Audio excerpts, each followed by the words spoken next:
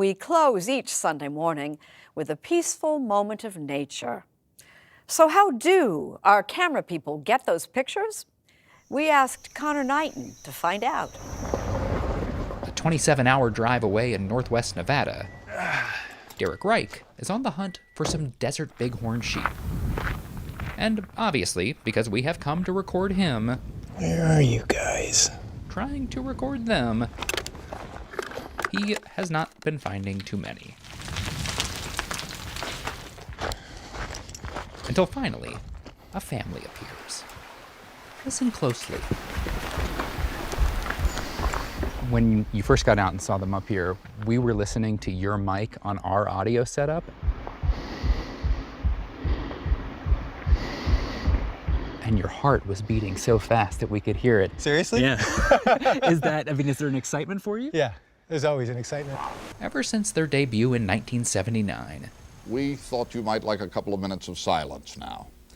It's a silence interrupted only by the cries of birds. The segments have avoided showcasing any people, man-made structures, or man-made sound. Look at that little guy. Sometimes his favorite subject is what you can't see.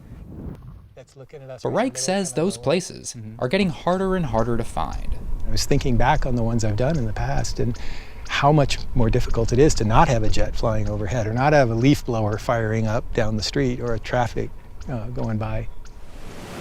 And that's just the state of our natural world today.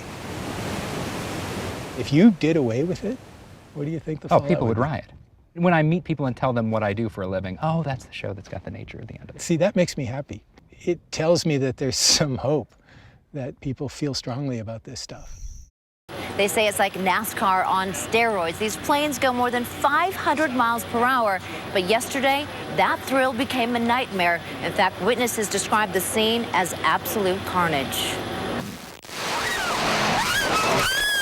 The only thing I remember seeing is the nose cone, the front of the aircraft coming straight down right at us. This huge explosion of noise, and then the dust, and then all of a sudden you're seeing the carnage of the people. People were coming up saying, what can I do, what can I do? And the biggest thing was, I need your belt. Where were you seated? What did you see? What did you hear? Watching, I think it was the third lap, and I saw the galloping ghost pitched up very violently, and I knew something was wrong mechanically with the plane. That's the part of the tail that helps the plane maintain stability. Karen, thank you very much. Romney's rolling.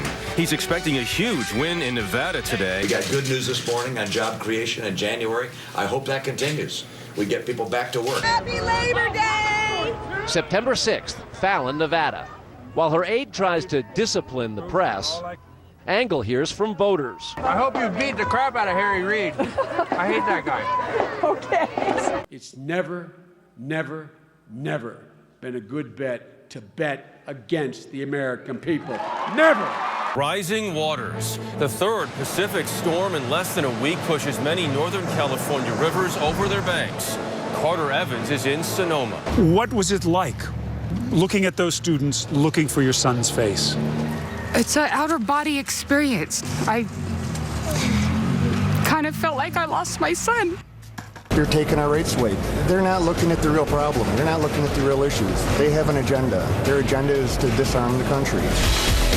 Investigators say this man, 32-year-old Eduardo Cincione, walked through the restaurant to a table of uniformed National Guard members before he opened fire. Fred Ciccarelli was having breakfast when the first shots rang out.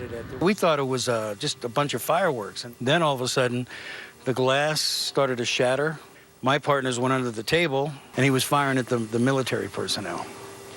20, 25 rounds. They didn't stand a chance. Ralph Swagler grabbed his pistol and called 911. I stupidly told my son, I said, lock the door. The glass doors. And my son's on the glass door trying to lock it, and that's when the guy looked and saw my son and started shooting at us. And we had bullets coming through the restaurant everywhere.